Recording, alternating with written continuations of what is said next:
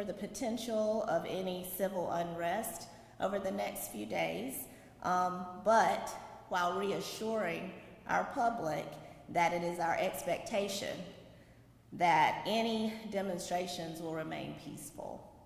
With that said, I'm going to hand off to our Mayor, Stephen K. Benjamin, as well as our Chair of Richland County Council, Paul Livingston, for some opening remarks, and then I'll come back up and we'll proceed through the agenda with any information that we're able to share at this time. Thank you.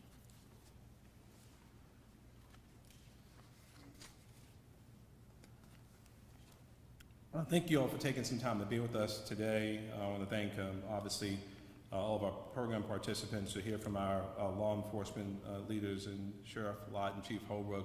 Momentarily, I want to obviously thank our amazing public policy leaders, our city manager and her great team, Chief Jenkins and Director Tinsley, and certainly our newest members of County Council here with Chairman Livingston, Derek Pugh and Gretchen Barron, and my colleague, Tamika Devine. We will, and of course, Sam Davis. We have other members of City Council who will be joining us probably before we wrap for today.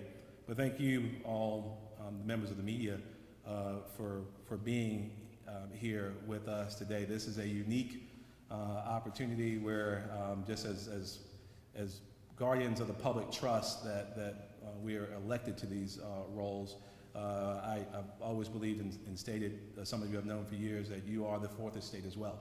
And while we may not always be on the same page, the role and responsibility of keeping the public informed, particularly as we emerge from, notice that note of optimism, the greatest pandemic since 1918 and the greatest economic disruption, certain election year since 1932, and the greatest social unrest that we've seen in America's cities since 1968. Your role in getting good news out to the public is crucial. Probably no more crucial than it is today. Many of us, all of us, witnessed last week probably one of the most challenging days that we could have imagined, as a space crucial, sacrosanct to our history as a republic, saw actions that were intolerable. There's been, as we all know, continued messaging that of the threats of similar actions in capital cities, and that's why we thought it'd be prudent for us to have some opportunity to make sure that we were all on the same page as we prepare for this weekend, as well as for Inauguration Day. While we have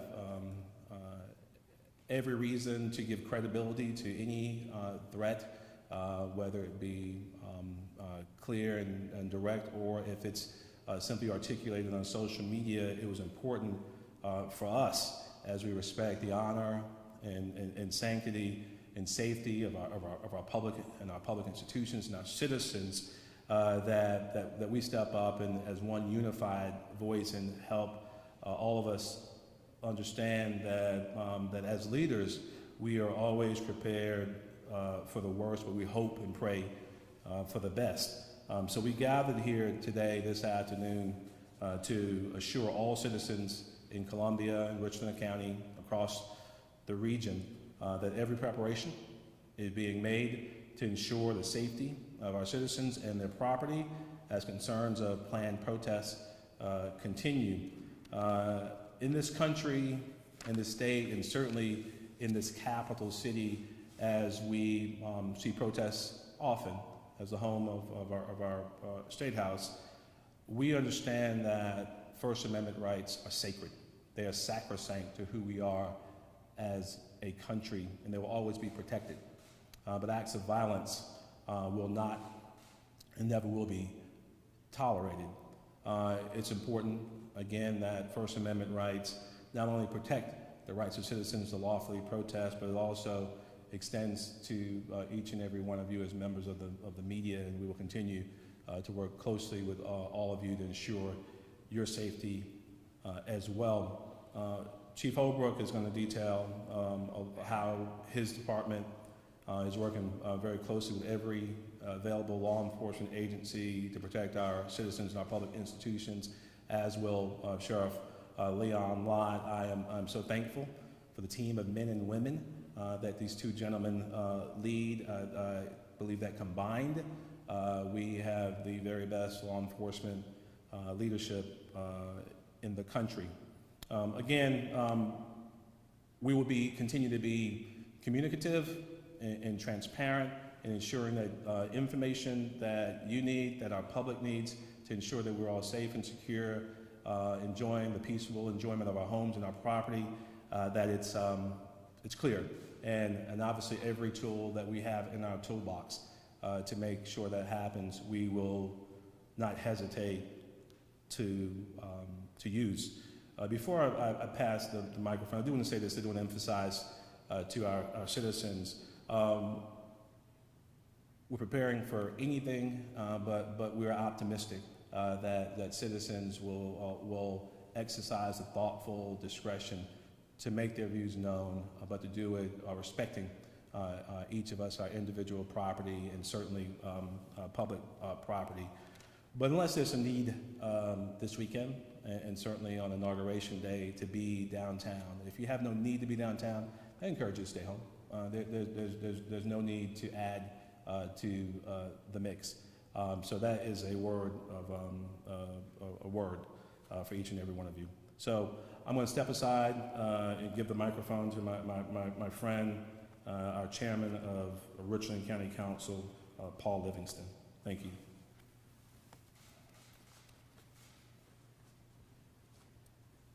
Thank you, Mr. Mayor. You know, one thing, Steve, you make my job easy when I follow you because, you cover it all, and I just have to fill in a few little blanks here and there. Appreciate that.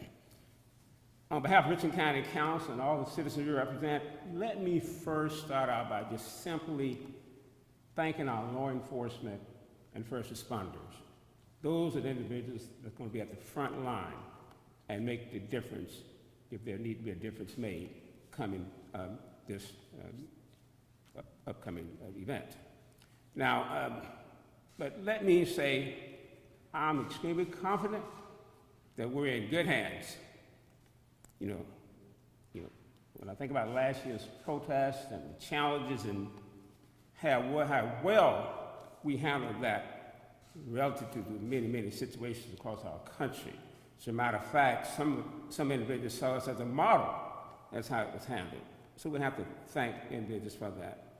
Now, it's still a question about the folks in our community have divergent opinions and beliefs about the presidential election, but at the same time, we should all agree that everyone has a right to exercise their First Amendment right. But keep in mind, we expect for you to do that peacefully. And if not, it is our intent to make sure we hold citizens accountable. I'm confident that we're prepared for that, based on the feedback and comments I've gotten from our law enforcement, as well as past experience of our law enforcement. I want to urge our citizens too to, if you can stay away from the core of the city on the inaugurational day, please plan to do so, so you can help us with our safety in our community. And let me also, too, Mr. Mayor did it, but I'd be remiss if I didn't make sure I again recognize my colleagues who are here, Ms. Gresham Barron, as well as Mr. Derek Pugh. And I want to do that again because they're new county council members. I want to make sure they get recognized and noticed as often as they can, so you can know who you talk to when you meet and see them.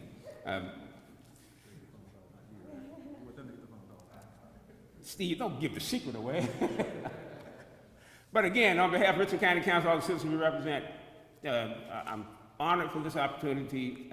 And again, help us keep our community safe. Do your part, and I think we'll be in good hands. Thank you. So at this time, we will get into the actual law enforcement related updates as well as any operational updates for City Center that I will give following Chief Holbrook and Sheriff Lott's comments. I'll recognize my colleague who will also come up and give any Richland County operational updates. Thank you.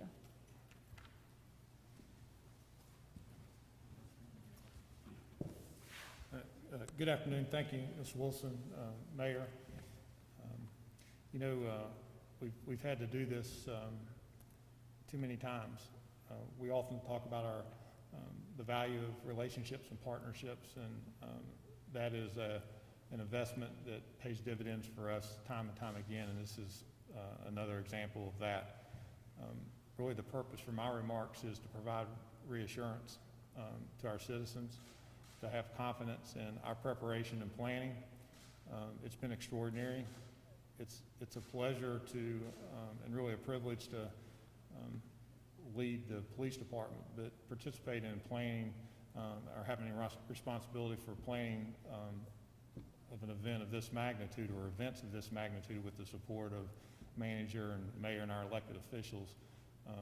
They have never once been impediments. They clear the path and provide all the support and resources that we need to not only plan but have everything at our disposal to protect our city, our citizens, our facilities, infrastructure, and that's exactly what we've done today. Lots of lessons learned, without a doubt. Lots of lessons learned from May. We have a situation that's a little bit different. The primary operational area for us is supporting efforts on state property at the state capitol. We are a capital city. Our state capitol sits, in the business district of our city, and we also know that as they heighten security on Capitol grounds and place restrictions in place, that tends to push people out into the city, and oftentimes puts a burden on us that's a consequence of the heightened security that's at the state capitol grounds. So we have to plan accordingly. It's always one phone call for me without debate or deliberation with our sheriff. It's not, what do you need? It's where do you need us? And it's seamless, and that's what makes this a very effective partnership. We have worked very closely with our state and federal partners, along with the Sheriff's Department, as we gather information, vet information and intelligence so we can make decisions. But I can tell you that we have an extraordinary in-depth plan in place with, as we often say, all hands on deck. Our goal is to have high visibility, to again provide that reassurance to our business community. Our operational picture really begins Saturday and will go through Wednesday. And of course, we'll make any adjustments beyond that as necessary. I know there's always questions about numbers. We're not going to talk about numbers, but again, as we've released in some of our preliminary information, we obviously have a strong uniform presence, field force options, tactical options, as well as our EOD, K-9s, aviation units, and really everything that we have to, and the technical assistance we have to monitor our crowds and make decisions. We've worked hand in glove with our emergency management division of the city and our fire department. As always, they will work closely with us as we move a lot of people around the city in the next few days.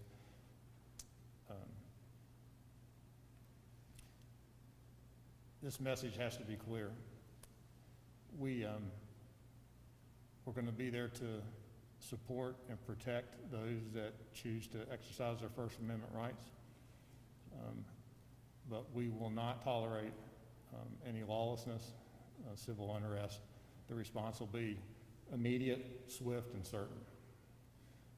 We want everybody to be safe, and again, what you can count on from your law enforcement is professional, ethical, constitutional policing, always.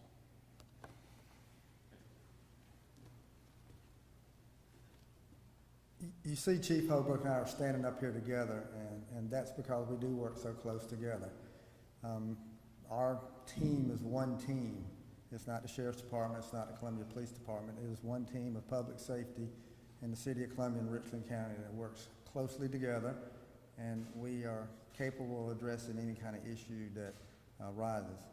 You know, terrorists, one of the tools of terrorism is to create fear, and that's what we're seeing right now is people that are trying to make all of us scared, make our citizens scared. There's emails and Facebook posts and flyers going out now that are saying all kind of things that are not true. That is fake, they're not true, and we need to reassure our citizens that what you see on the internet or what you may get on an email is not true. And we're trying to address that as much as we can. We do not have any credible threats that anything's going to happen here in Columbia. But if it does, we're ready for it. Since this past summer, we've trained, we've equipped our people better, and we're better prepared. And so if something does happen, you're going to see us address it very quickly and very effectively. As Chief Holbrook said, and the mayor said, peaceful protest, that's your right. We're going to be there to make sure that you're able to peacefully protest.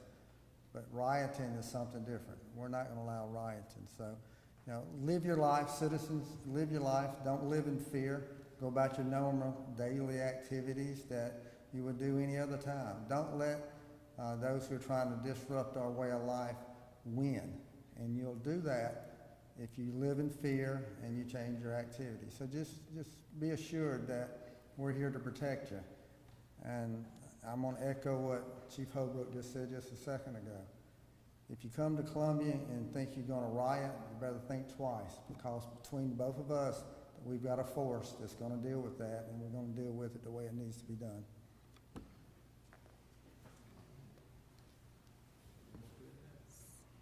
So, to complement what you have heard from both Chief Holbrook and Sheriff Lott, I'd ask Administrator Leonardo Brown also to join me if he has any additional updates regarding the operational plan for the city and the county. From the city center perspective, due to COVID, all of our public-facing facilities in the city remain closed anyway to the public.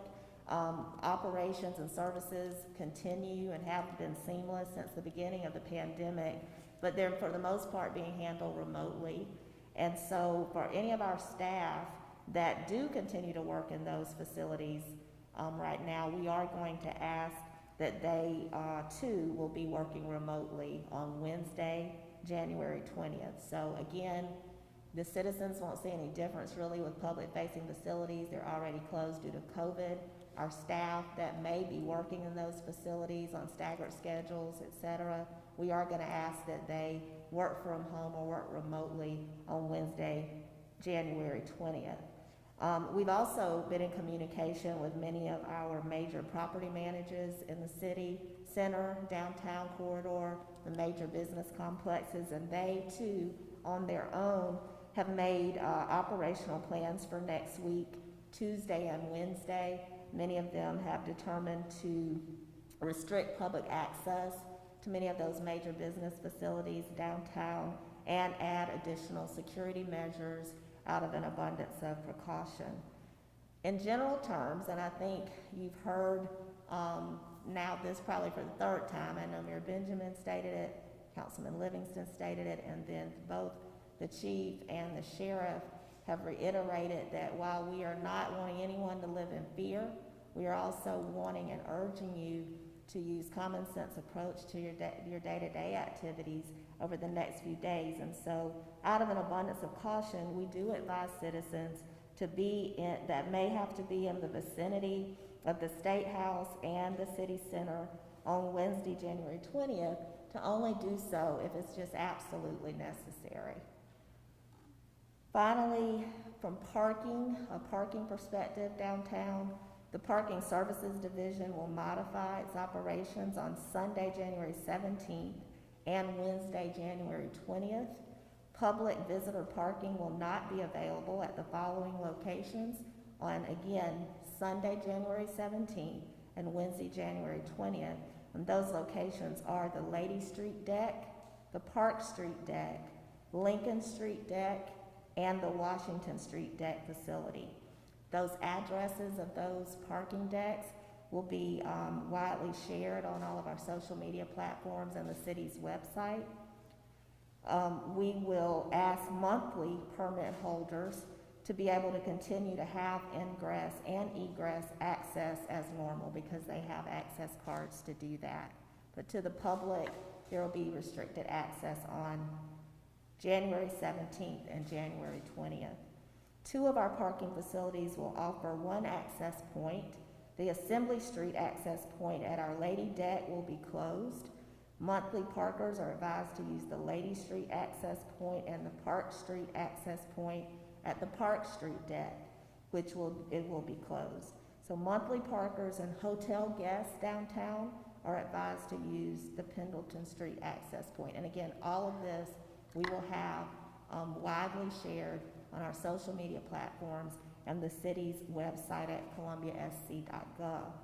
The Parking Services Division will communicate the same information via their Parking Services website and further press releases. If you have further questions about this parking plan, you can contact our parking director, El Matney, at 803-545-3070, or Parking Services, the general office line is 803-545-4015, and we will share all of this information widely on all of our platforms. Again, we just reiterate that we are taking an abundance of precaution to protect the public. We want to make sure that everyone who wants to, if they choose to protest, they do it in a peaceful manner. That indeed is the expectation. Leonardo? Yes, ma'am. Thank you. So good afternoon, everyone. My name is Leonardo Brown, Richland County Administrator. Again, on behalf of Richland County Council, while we have some of our members present, the limited physical presence of our council does not represent the immense support that they have for law enforcement as they have combined together to represent this community in a way to keep the safety of the public paramount. In saying that, one of the things I want to echo is that Richland County's motto last year was safety over everything. And I think what you see here, working along with the city manager and the members of city council, is that all of our combined forces represent our commitment to a unified approach to serve this public. Myself, as the Richland County Administrator, want to speak to our specific folks who are out and about who may not be necessarily in the city center. I have spoken with the Sheriff's Department.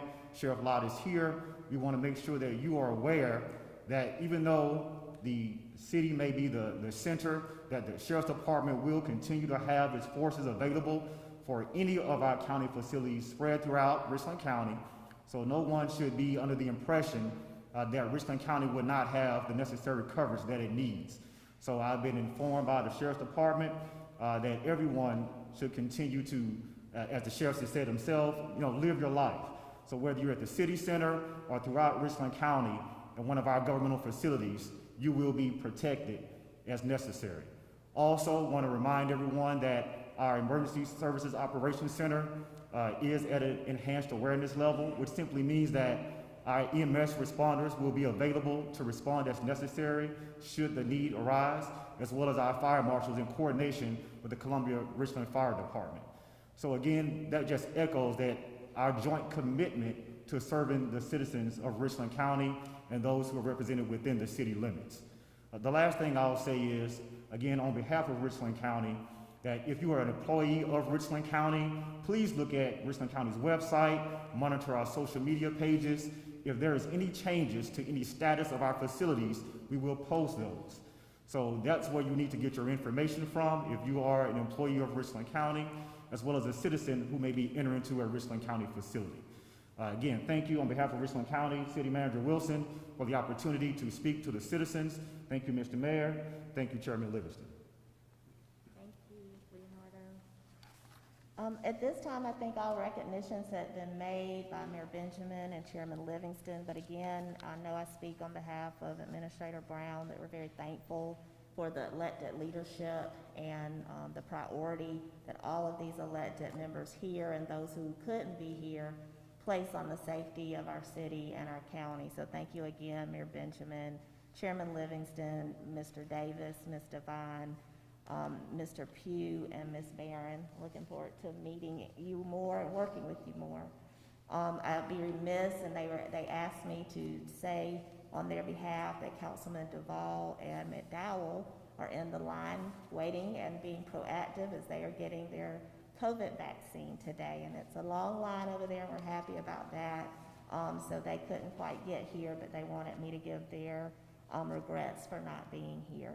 At this time, Mayor Benjamin will close with some remarks, and then I'll come back up, and between any of us, we'll answer any questions you may have.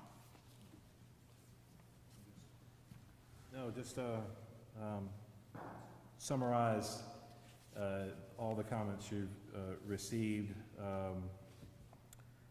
We're prepared for anything, and we're hoping for the best. After we are done with question and answer, some of you may have heard, we've made some significant improvements as a region, and certainly as a city, continuing to invest in emergency management. You've seen literally the same team come together when we're preparing for inclement weather, storms, floods, hurricanes, and I dare say that no one responds the way that we do in those challenging events. We've made some of those investments certainly directly across the street in our Emergency Operations Center, and I believe there'll be limited access for some of you who may want a more hands-on idea of some of the significant investments made. There'll be limited access, great leadership of Director Tinsley, working in concert with Chief Holbrook, Chief Jenkins, the Sheriff, and on the direction of our city manager, we've made the right moves on behalf of the people. So thank you all for being with us.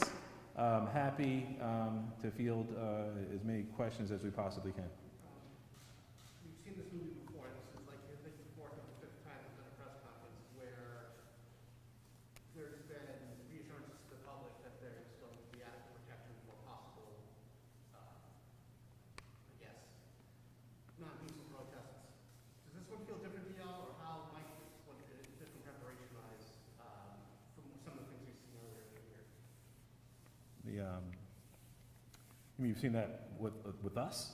I mean, just generally speaking. I defer to the chief and the sheriff if they want to add in. I mean, I think it's fair to say that what we saw in the nation's capital last week shocked the conscience of America. And it shocked the conscience of Democrats and Republicans and independents and people who don't like politics at all. That this is indeed, some people think it a fallacy or a dream. This country is meant to be a shining city on the hill to countries all across the globe, and there's certain things that we hold dear and true. So the events of last week certainly have each and every one of us, I think, that much more focused, that much more diligent, that much more focused on our individual and collective responsibilities to do our jobs and do them well.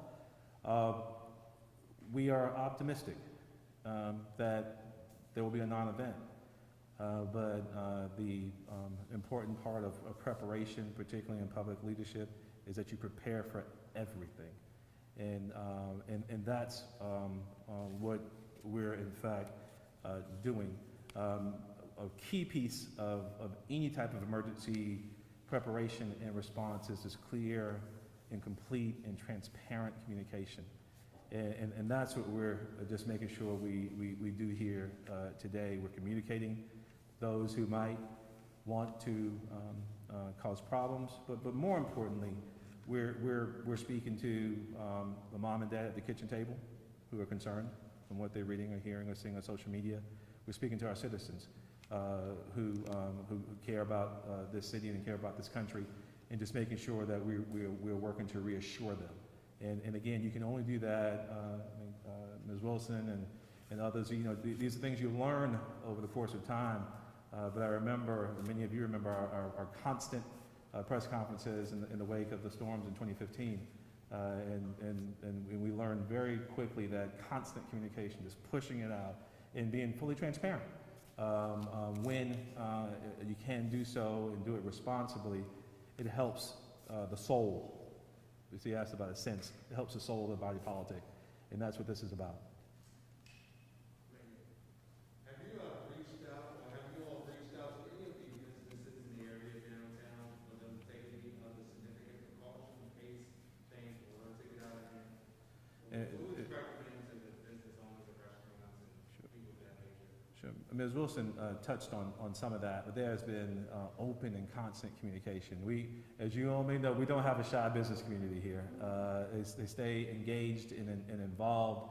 And I think the message is quite clear, and I think, you don't do what we say, you do what we do. Unless there's a need to be downtown, as everyone up here said, then let's all stay home. We will not have our employees in the offices. Many of them have been working remotely already, but there's been constant communication. We'll continue to do so. We want everyone to be thoughtful and judicious, recognizing again that we are hoping to see an emergence from some real economic challenges that have affected businesses all across this country over the last several months. So we recognize that need, and that's why we're having that constant communication with them. There has been open and constant communication. Let's go here first and then here. Thank you. So this question would be for... And you all feel free to jump in at any point. Yeah, thank you, because I think this would be more of a law enforcement question, but of course this FBI warning has caused an increased presence of law enforcement as early as Monday, maybe even before that, all this week and up to the inauguration. Has there been anything to specifically show there might be more of a reason to worry for this weekend versus just the entire time period? Well, as the sheriff mentioned, there hasn't been a specific threat. There's been general threats nationally directing certain groups or ideologies to target certain facilities, specifically state capitals, and we're a state capital city. So the FBI immediately shares information that they receive, but quite frankly, they have they've made a national call out for information to be pushed up to them. Oftentimes, especially with domestic terrorism, history has shown that typically that case is solved, or a critical breaking point is from that local police or sheriff's deputy on the road that makes that traffic stop or that citizen contact. So there's a tremendous mutual respect up and down all of law enforcement, and that information sharing, as we all know through history, is more important now than ever. So we're aware of certain groups and the history of certain groups and their ideologies, and we've certainly witnessed what happened last week.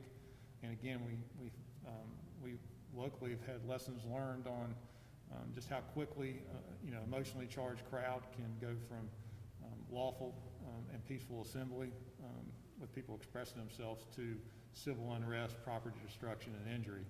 And again, the question was asked about the downtown businesses. There's been lots of communication, but our message is that we're not going to let property get damaged, and we're not going to let people get hurt. Quick follow-up to that. Have any permits been filed for gatherings or protests or anything like that? Not with the city of Columbia. You may want to, because we did speak to the 17th and the 20th, so specifically, you may want to address why. Yes, ma'am. I mentioned earlier that our operational picture really begins Saturday, runs through the 20th, but we do have specific information of groups that plan to protest on the state capitol grounds on the 17th, Sunday, and then specifically on the 20th. That's why, the 17th, fortunately, is a non-business day. It's a Sunday. We don't feel like there'll be as much activity downtown. Wednesday definitely is a day that we're concerned, and that's why we've expressed that if you don't need to be downtown, we would ask that you not be downtown, but because you may be inconvenienced. Out of an abundance of caution, We may have to close a road briefly or for, a period of time. That will create inconvenience. Our downtown is unique.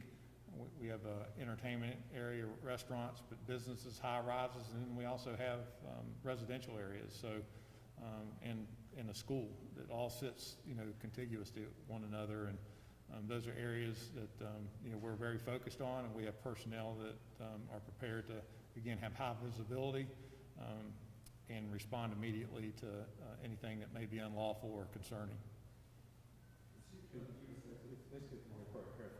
Sorry, question for the mayor. In the past, you've established a curfew, things did go out of hand. Will you be open to that this weekend and the upcoming days if things do kind of go out of hand at the State House? Have that authority under our state law, and if the situation presents itself, won't hesitate to use that as one of the important tools in our toolbox. Under our state law, many of you know I have the authority to establish a curfew, but our city council must meet within 24 hours to confirm it, to extend it. We have no plans to do so right now, but based on information and any intelligence we receive, as you all know from experience, we won't hesitate to use that tool. Can you talk a little bit more, and maybe this is for Chief Holbrook, a little bit more about Wednesday's details? Are there multiple permits that we apply? Are we expecting it to release? And to a previous question you mentioned about extremism, have we seen any extremist groups seem either emboldened or empowered, and how many extremist groups are we monitoring in the state?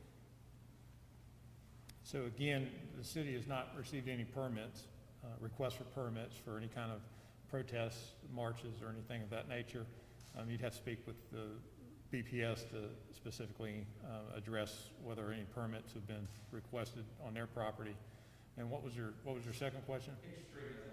What extremist groups, if any, are you guys monitoring throughout the state right now? And especially since we have seen extremist groups at the State House as recently as last week. Yeah, well, I won't get into what groups specifically we're monitoring, other than tell you that obviously we are monitoring several groups. Many of them have been talked about, openly in public, but we're doing, a tremendous amount of intelligence gathering and intelligence sharing to the extent we can. We've seen some, I guess, a different approach from some of these groups that may not be as vocal on social media platforms as we have seen with other groups. So it's oftentimes difficult to anticipate numbers like maybe we would be able to do in the past.